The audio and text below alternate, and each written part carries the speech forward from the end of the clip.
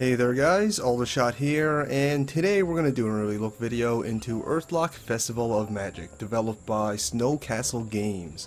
And if you're unfamiliar with our early look series, it's when we showcase games that are either still in development or still being greenlit on Steam.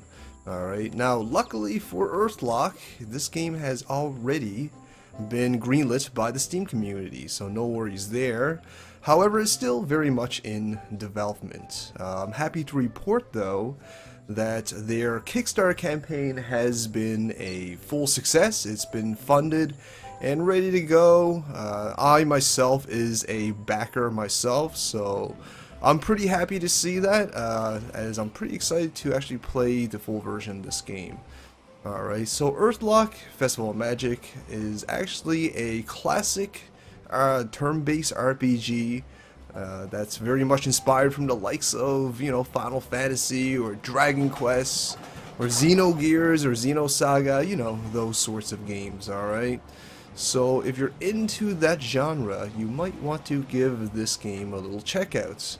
What we're playing now is actually just the demo of the game that is actually available to the public, and you can download it off their Kickstarter page. I'll have all the appropriate links posted in the description as I usually do, so if you like what you see, feel free to try it out yourself. Now, the demo's not that long, so we're actually going to just play through the whole thing in this impression video, alright? So this is kind of an interesting little game here, as it is a turn-based RPG, of course. However, there's a few neat little features. For one, you actually have to plant your own ammunition, in which we're in the process of getting the seeds to do that right now, actually. And it has a sort of almost a Harvest Moon feel to it. I'll show you that now. Let's see, we will buy some seeds here. Let's buy some of this, buy some of this. We'll just kind of buy some random seeds here. There you go. Alright, I think that should be enough. And then we're going to run back to the garden where we, plant our seeds and grow our own ammunition. So why do we grow our own ammunition? Well, the thing is, your main weapon in this game is actually like a potato launcher, a spud launcher if you will. And because of that, you're capable of actually just kind of planting your own ammunition and stuff like that. And each different seeds will actually feature its own element type as well. Alright, so as you can see, we're planting some fire seeds. Let's plant some ice seeds. Sure, why not? Just to mix things up. Actually, we're just going to plant all of it. There we go. So it's kind of interesting. It kind of reminds me a little bit of Harvest Moon, or at least this aspect of the game, which is actually an interesting design decision, because those who are a fan of turn-based RPGs, or at least those who grew up with that genre, they probably are familiar with games like Harvest Moon, or maybe to a lesser extent Animal Crossing. I know Animal Crossing isn't a straight up farm sim game like Harvest Moon was, but there was still, some farming elements, some gardening elements to gain resources and secrets and stuff like that. And obviously Harvest Moon had tons of that. This game kind of combines those aspects into a turn-based RPG, which definitely makes things a little bit interesting. Alright, so it's a little bit of, micromanaging how you're going to handle different plant seeds that you might want to grow and stuff like that. So, as you can see, we have to tile the plots, and then we have to plant our seeds, of course. And it doesn't take too long. There we go, all planted and stuff. So now we just have to water it, in which our little friend, Nart, I think this is his name, he's actually your magical companion who helps you throughout your travels, and he actually plays a large role into the combat mechanics as well. We'll go more into that in the future when we talk about the combat, when we run into some combat scenarios. But right now he is using his magical abilities to help you water your plants. I guess, I mean, it makes sense. I mean, a lot of RPGs allow you to use different elements, and they should probably be able to use those elements to help them in their everyday lives as well, just like gardening and such. So yeah, it makes sense. So we're just gonna kind of water our plants until the seedlings kind of grow, in which we'll harvest and, you know, take it into combat. And we will use the potatoes or the plants or whatever we're harvesting as ammunition for your spud launcher. And the combat has almost like a rock paper scissors mechanic, where most mobs are weak and strong against specific elements, so you're gonna have to kind of trial and error until you find the right elements for the right kind of mobs. Of course, we'll explore that again when we get into more combat scenarios. We're going to just harvest some of the stuff so we move on with the story. So something else about the game, it sure is pretty. The graphic fidelity is actually quite high. The team at Snow Castle Games are obviously very, very ambitious, at least from the aesthetic standpoint. They're definitely going for more of a top shelf kind of quality to their aesthetics, and it's definitely paying off. I mean, it looks great. It definitely looks pretty top shelf, I must say. It has a kind of whimsical storybook kind of look and aesthetic to it, which kind of suits the overall theme and mood of this game. But yeah, the graphics look great, that's for sure. The sound is pretty good as well. I'm not sure if you can hear it, but the music is actually quite suitable to a game such as this. It's very calming. It's very fantasy-based RPG, as you would expect, alright? Alright, I think that's enough ammo. We'll just grab a couple more on the way out, and we're going to move on with our little adventure here. We're going to just skip through all the dialogue here. I do actually recommend reading the dialogue if you do end up playing the demo, as some of it's pretty snarky and kind of funny. It's definitely worth reading through. I'm not sure if the game will feature voiceovers or not. That's yet to be seen. But even if they decide not to go with you know, fully voiced dialogue, it would still make sense, because this is based off of classic turn-based RPGs, and classic turn-based RPGs never really had much in the way of voiceovers. I believe the first one that did it was Final Fantasy X. I could be wrong on that. If not the first one, then it's definitely one of the first ones. I think when it came out, it had like the most voice acting in any game ever, to my memory anyway. So yeah, it's been a little while since I played those kind of games. Alright, so here we are. We're into a little bit of a combat scenario now. As you can see, we can use different seed types, and that will allow us some variety in combat. There we go. So obviously we're in the deserts, so I would imagine ice elements would be pretty efficient at this point. Though, you know, I've actually already played through this demo. It's not always going to be the case, but for the most part in this demo, ice is definitely the way to go. We'll explore a little bit more of the combat now in a second. But right now, the demo is kind of showcasing you know, some of the environmental puzzles that you can expect from this game as well. Alright, so we're in an open desert at the moment, so staying out in the sun will cause heat stroke. You just can't stay in the sun for very long, so what you're going to want to do is run from pillar to pillar, catching your breath in between in the shadows to cool off. So as you can see, Earthlock does feature some environmental puzzles and some environmental hazards and stuff like that. We're going to actually attack this mob here, just so I can show off a little bit more of the puzzle aspect, or the combat aspect I should say. And as you can see, your female companion uses pearls, and you uses spuds or potatoes. Alright, now you hit L1, I'm using the Xbox controller right now, you can actually flip through your character's companion. The female is a wolf, and your male is your Nart bunny hog person that we talked about not too long ago. But anyways, when you switch to them, they have different abilities of their own. Now you can't use them right now because I want to just pay attention to cursor now. Over here, you'll see little black dots. As you take damage, they will fill up. Alright? And as they fill up, their abilities will become available. So that's generally how it's going to work. We haven't taken much damage yet, so I can't really show that off. So we're just going to blast them with some ice. There we go. Ice is apparently super effective. Alright, so do keep in mind that this is still just a demo, so there is going to be a few rough edges here and there.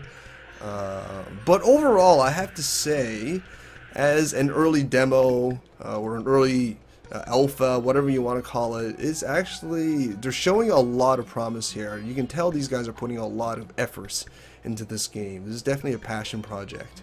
Alright, so let's see. We're going to get ourselves into another little combat scenario here. And we still can't use our companions. Alright, so something that you haven't, if you haven't noticed, we've taken a little bit of damage previously with our male player here. And that damage actually carried through, and that's generally how this game seems to work. You don't revive or you don't renew your HP pool, and everything that you carry or use from one combat scenario will carry over to the next scenario as well. So you're going to have to kind of micromanage when you do your healing and when you do your damage turns and all that stuff, alright? So because our male character has taken a little bit of damage, we're going to use his companion to do a minor healing. The nice thing about Nart is his minor healing doesn't actually take ability points, so we can kind of use it when we need to. But it does take one turn, so our male companion here wasn't able to attack because we used his companion to heal instead. So there is some micromanaging in this turn-based RPG. That's generally how it's going to handle its strategic gameplay. Alright, so it does offer a little bit of difficulty in that respect, in that it's not going to just give the player a free ride once you finish the combat scenario and you're going to just be able to replenish everything automatically. It harkens back to the old school RPG days, the turn-based RPG days, where if you take damage, that damage, you know, is still applied on your next combat scenario as well. So again, that will definitely emphasize a little bit more micromanaging as far as how you're going to deal with healing and damaging is concerned. Alright, so let's see. We have some abilities available. I'll show you Nart's, one of Nart's ability. As you can see, he has 3 ability points built up because our male companion here has been taking quite a bit of damage, so we're going to use his real healing ability, his more powerful one, and as you can see, it actually took one of his ability points. So it's actually kind of cool that, you know, even when you get hit, it still benefits you in some way, as your player's companions will gain more and more ability points as you take damage. So it's not always bad to take some damage, especially when you're trying to use a specific ability from your companions. Alright, so let's fight this guy as well. Ice is definitely effective. Let's try electricity just to see what happens. A little bit less effective, as you can see. I think it just did regular damage to him. So I'm gonna just finish him off with some more ice elements, because why not? So very classic turn-based RPGs. For those who kind of missed that genre, I definitely kind of recommend checking this game out, as I guess it's trying to bring that genre back to focus, which is nice to see, because I haven't really played a good turn-based RPG in a long time. I think the last one I played was, oh my, I don't think I'm supposed to go that way. There's no totems there. I think the last good one I played was South Park Stick of Truth. And to be honest, I liked that game mostly because it did such a fantastic job of replicating the feel and atmosphere of South Park. To be honest, the mechanics in that game, I mean, they were enjoyable and fun all the same, but they were pretty rudimentary. They were pretty, you know, bare bones basic. And even when you turned the difficulty all the way up in that game, it was pretty easy, especially later on in the game when you get fully upgraded. Now, Earthlock is being released on multiple platforms. It's not just going to be PC, it's going to be on consoles as well. And because of that, I do have a slight worry that this game might not be as challenging as it potentially can be. Alright, so I'm going to use the Electric Pearl because it does an AoE, but it's kind of weak, so I might not continue doing that. But anyways, as I was saying, I'm just hoping that if it does get released on console, that they don't decide to water down the difficulty, you know, just for the sake of broadening its appeal to a larger audience. Because to be honest, if they're going to want to bring, if they're going to want to bring turn-based RPGs back, they're going to need to bring back that lost sense of strategic thinking as well. As a lot of action-based RPGs just don't have that turn-by-turn strategizing, you know, and that's where turn-based RPGs come into play. But if it's too easy, kind of like South Park's Stick of Truth, you're gonna just end up pressing A over and over and over again without much thought.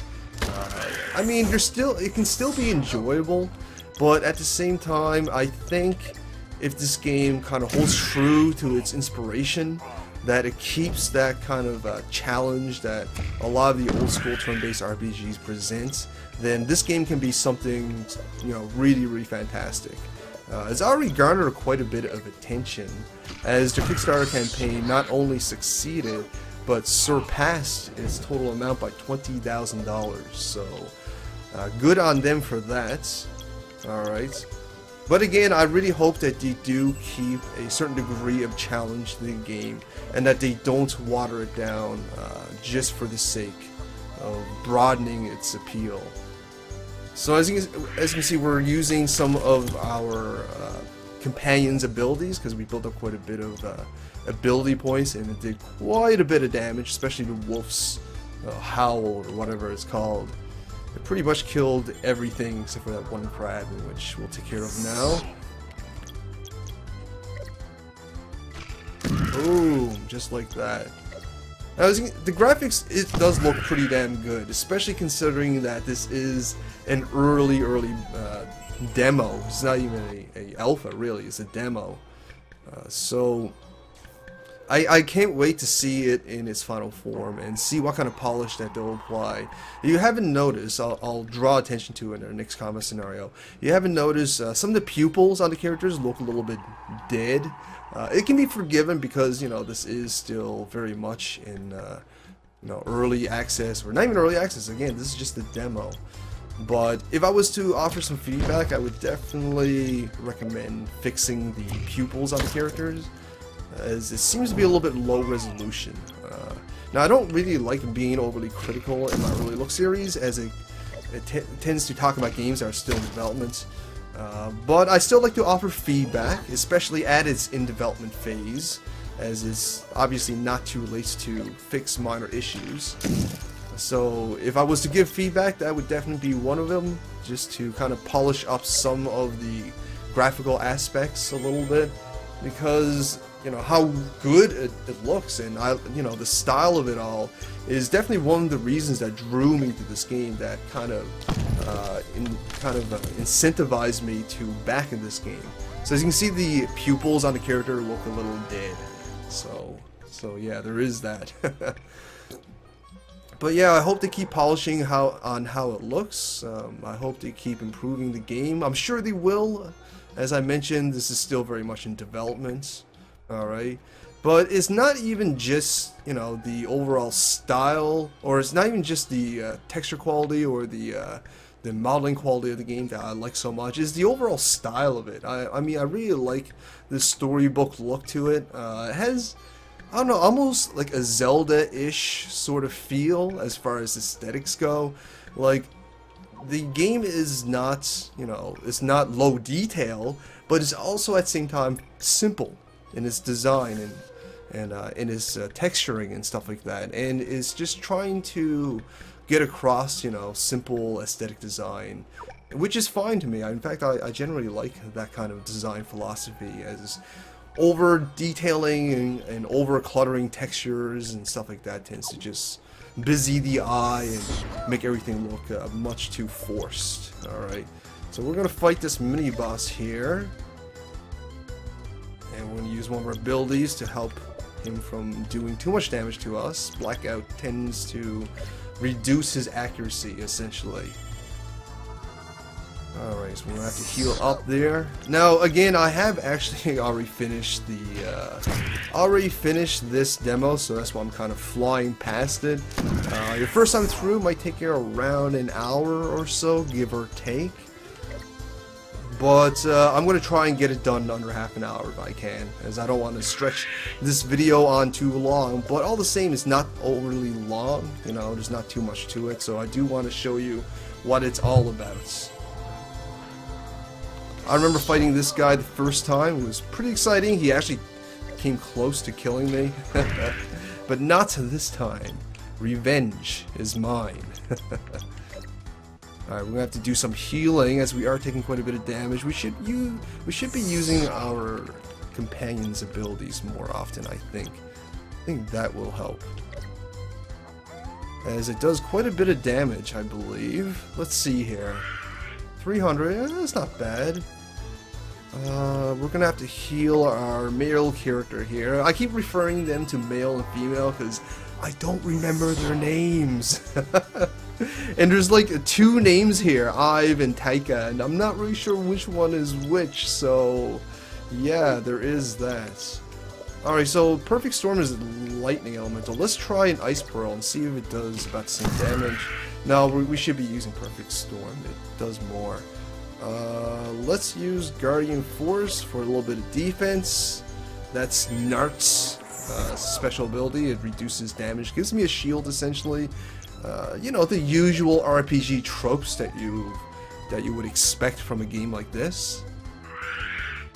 It's nice to see people developing turn-based RPGs again, to be honest, because I kind of miss them.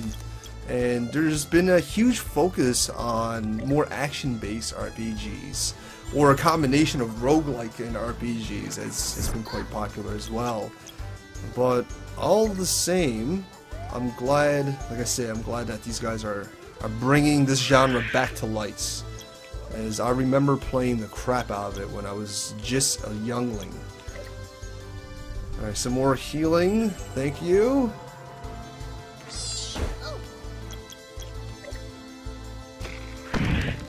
Alright, a little bit of a critical there, not bad. We don't need healing this turn, so let's actually do some damage with our male friend here. The Perfect Storm seems to be doing the most damage, so we'll keep using it if we can. Our female character has been taking a lot of damage, which allowed us to use a lot of the abilities from the wolf, which is good and bad because taking damage kind of sucks, but being able to use our wolf companion is pretty awesome. So there is that. Perfect Storm, that's the ability. There we go. I'm curious to what other environments that this game will present later on down the road, because so far we've only really seen 2. We were only going to see the desert, actually 3, the desert, the temple that we're heading to, and obviously our home base as well. Let's see, let's use our Ice Pearl. Now, in their Kickstarter campaign page, the game actually say that it's going to have an open world.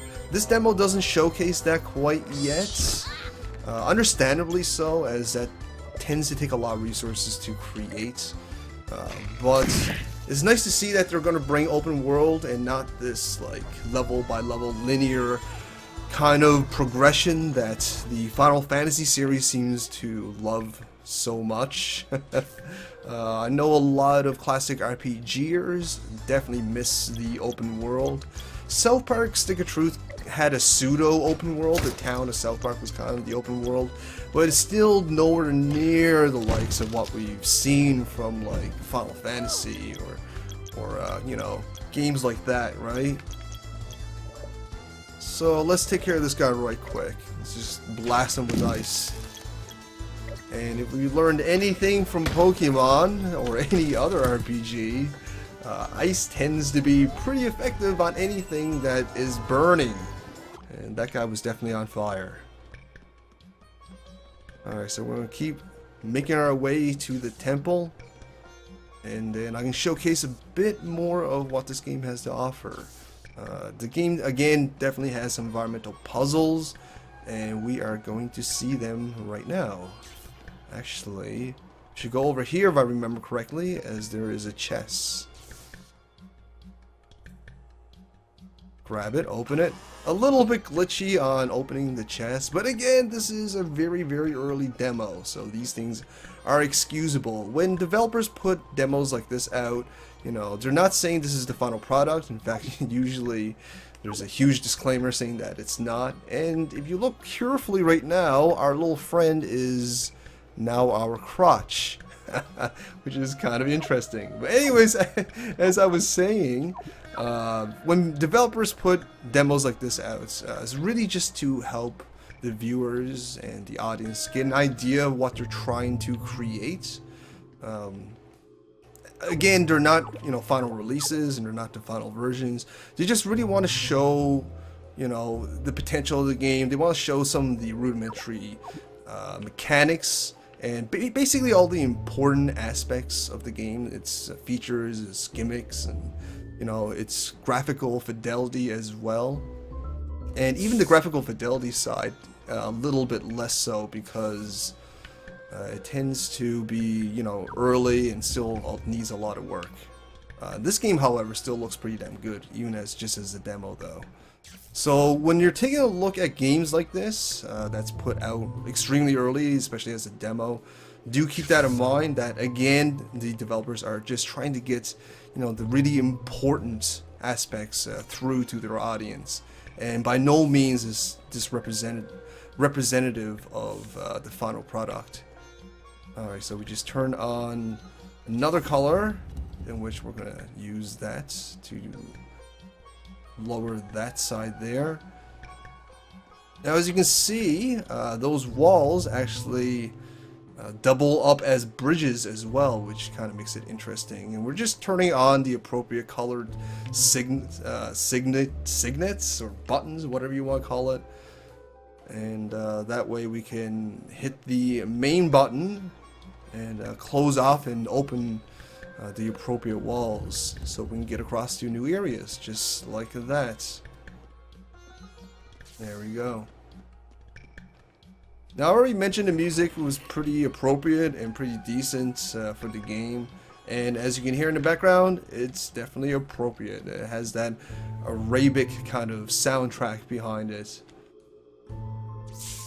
And I think this is the final button. I believe so. Alright. So yeah, this is actually, you know, been greenlit and it's been funded and all that stuff, and I'm a backer myself, and as a backer I actually will gain access to its beta once it comes out. This is just a demo, this is not the beta, but once the beta comes out, I'll probably revisit this game, and I'll probably revisit again once in its final release. So there is that. Alright, so I want to talk about this as well. This is sort of a teleportation device, so if you run out of ammo for any reason, or you want to plant new ammo for whatever reason, you can go back to your home base and sort of, you know, garner and gather some more resources as needed. So we're going to just grab some stuff here while we're here, why not? Alright, I think that's good enough. Ooh, these things just opened up, so let's take some of that as well. These things take a little bit longer to grow. And just like in Harvest Moon, some plants will take longer to grow than others. And that's perfectly reasonable and expected. My only feedback about these teleportation devices is that it's kind of, you know, breaks the fourth wall a little bit. Like, I don't understand why it's here and why it takes us back to our home base. It doesn't seem to make sense. But again, this is just the demo. Hopefully that in the final release, it will explain that in either the story or at the very least, you know, make it less, you know, fourth wall breaking. Having included with the scenery or the story or something like that. As you know, I have seen those mechanics around and it's just placed there for the sake of convenience is kind of lazy design a little bit. But again, this is just a demo. It's probably just placed there for the sake of convenience. Hopefully in its final release they will actually explain that in the story, as it tends to keep the immersion of the game a little bit more, and as an RPG, immersion tends to be kind of a big deal, I think. Alright, took care of that guy fairly quick. We probably shouldn't have used ice. I think fire was his weakness. Oh well, it's taken care of. That's what matters. I'm gonna grab the secret chests in the cracks here. Alright, so let's move on. And we are gonna go down these really cool stairs. These are actually really well designed and pretty interesting, depending on how you approach it. The stairs will take you to different areas of the map. Alright, so as you can see, going here will take me back to where I came from, but if I try to approach it from here, it'll take us to a new area, but with the same tile set of these stairs. So that's pretty clever design, and if nothing else, it looks really good. So I'll give them that. Hopefully we'll see some more of that from this game in later versions as well. Alright, so we're gonna talk to this toad here. Oh, don't mind that. That was just my alarm. It's time to wake up. Oh my, the frog statue came alive.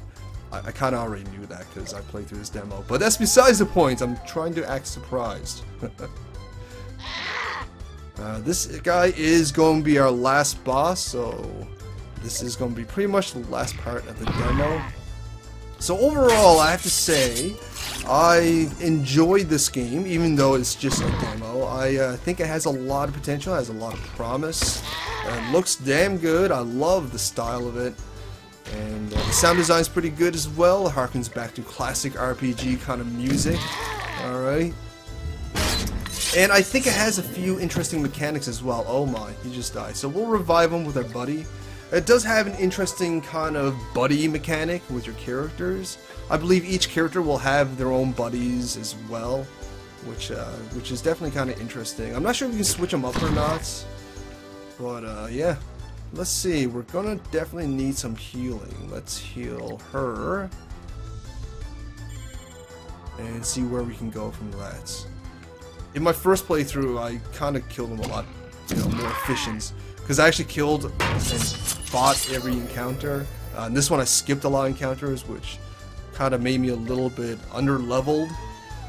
But it still shouldn't be too much of an issue. I think I should be able to pull this off without too much of an issue. Let's see, let's heal our friend here. And let's blast this guy with some ice. Why not? Wow, that does a lot of damage to us. That really does. So let's heal her again, because why not? I'm pretty excited to play this game's demo, because I am enjoying even just or not the demo, I'm pretty excited to play the game's beta, I mean. See a little bit more on what this game has to offer. And again, once that comes out, I'll definitely do a video on the beta as well, as soon as it's released, as well as its final release. And that is that. That's pretty much the end of this demo. So that's Earthlock Festival of Magic. Not bad at all. Pretty interesting. Alright, so why it won't let me... What's going on here? Oh, I think I found a bug. Or maybe I'm supposed to go down here. Right, I'm supposed to go down here. Oh my, I don't even remember how to play this game. There we go. But yeah, that's Earthlock Festival of Magic, developed by Snow Castle Games. I'm really happy that they were able to successfully fund their Kickstarter, as I'm a backer myself. It's already been greenlit on Steam, so you can expect to see it on Steam once it's fully released, or maybe as an early access. We don't quite know yet, but we'll see. Either way, pretty interesting game. I like the visual look of it, and I think it has some interesting mechanics that I'm excited to see how that's going to play out in later versions. Well, there you go, guys. Festival of Magic, Earthlock. Hope you guys enjoyed this. Hope you guys found this informative. If you did, please, send me some love, like, share, fave, and comment. But most importantly, please subscribe, as it'll help me grow and it'll help me feed me my vegetables. Thanks for watching, guys. Aldershot out.